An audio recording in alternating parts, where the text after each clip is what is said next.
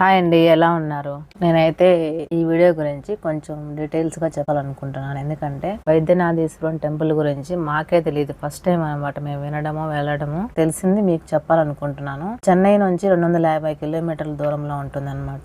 ఈ గుడి అయితే మామూలుగా రోడ్డు మీదకే ఉంటుంది అనమాట. పక్కన షాపులు అవి ఇవి అన్ని ఉంటాయి. కానీ నాకైతే అక్కడ దిగేంత వరకు ఈ గుడి అనేసి నాకు తెలియలే అనమాట. రహదారి పక్కనే ఉండడం వల్ల నేనైతే గుడిని వచ్చేసాం, చేరుకున్నాం అనేసి గుర్తించలేకపోయాను.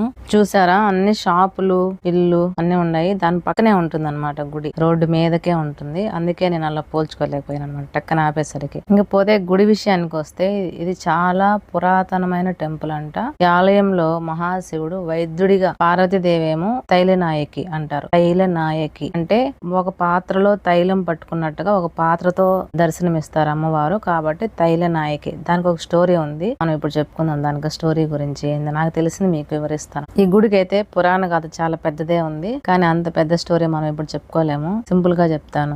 తారకాసురుడు మహాశివుడికి తపస్సు చేసి పెద్ద వరాన్ని పొందుతారు. అది ఏంటంటే మహాశివుడికి జన్మించిన కుమారుడు వల్లనే నాకు మరణం పొందేలా వరం ఇవ్వమని కోరుకుంటారు. ఆయన కోరుకుంటే మహాశివుడికి తెలిసిందే కదా, ఆయనకి వరం ఇచ్చేస్తారు. మా తారకాసురుడు ఉద్దేశం ఏంటంటే ఆయనకి అప్పటికే సతీదేవి చనిపోయి ఉన్నారు, అమ్మవారు చనిపోయి ఉన్నారు, మహాశివుడికి భార్య చనిపోయి ఉన్నారు. కాబట్టి ఇంకా ఆయన పెళ్లి చేసుకోరు. ఆయనకు జన్మించే పుత్రుడు వల్ల నాకు ఎటువంటి ఇది ఉండదు, ఆయన పెళ్లి చేసుకోరదని ఉద్దేశంతో ఆయన ఆ వరాన్ని పొందుతారు. కానీ కొంతకాలానికి మహాశివుడు ఏం చేస్తారు, అమ్మవారిని పార్వతీదేవిని మళ్ళీ వివాహం చేసుకుంటే వాళ్ళిద్దరికి పుట్టిన కుమారుడే కార్తికేయుడు. ఆయననే మనం సుబ్రహ్మణ్య స్వామి అని కూడా అంటాము. ఆయన వల్ల ఈయనకి మరణం ఉంటుంది వస్తుందని ఆయన ఊహించి ఉండరు. కాబట్టి ఆయన ఏం చేశారు, ఆ వరాన్ని పొందుతారు.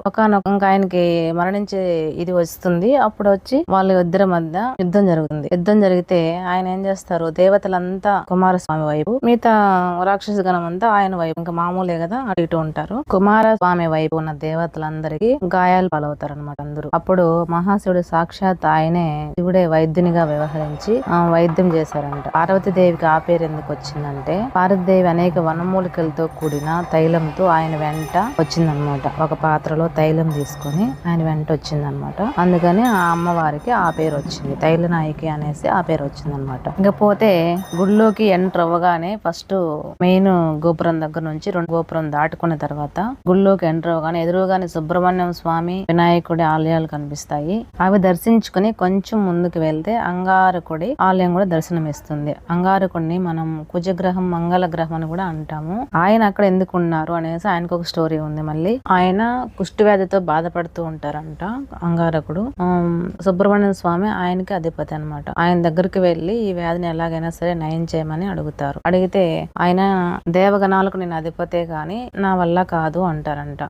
ఆ మాట అంటూ మళ్ళీ వినాయకుడి దగ్గరికి వెళ్ళమని సలహా ఇస్తారు. వినాయకుడి దగ్గరికి వెళ్ళి ఆయన బాధ అంతా చెప్పుకుంటే ఆయన ఏమంటారంటే, నేను విద్యా బుద్ధులకు మాత్రమే అధిపతిని, నా వల్ల కూడా కాదు, శివుని ఆజ్ఞ లేనిదే చీమైనా కుట్టదు అంటారు కదా, నువ్వు వెళ్ళి ఒకసారి ఆయన్ని కలు అనేసి అంటారు. అప్పుడు అంగారకుడు ఈ ప్రదేశంలోనే తపస్సు చేసి ఆ స్వామిని మెప్పించి మహాశివుడే వైద్యుడిగా వచ్చి అతనికి వైద్యం చేసి ఇంకా ఆ కుష్టి వ్యాధిని నయం చేసుకున్నారు అనమాట. అందుకనే ఆయన ఇక్కడ వెలిసారంట. తర్వాత వీడియోలో మేము అంగారకుడికి చేయించిన అభిషేకము, దాని వివరాలు, తర్వాత కోనేరు ఉంది, ఆ కోనేరు పేరు సిద్ధామృతం, ఆ కోనేరుకి ఆ పేరు ఎలా వచ్చింది అనే పూర్తి వివరాలు నెక్స్ట్ వీడియోలో నేను మీకు అందజేస్తాను.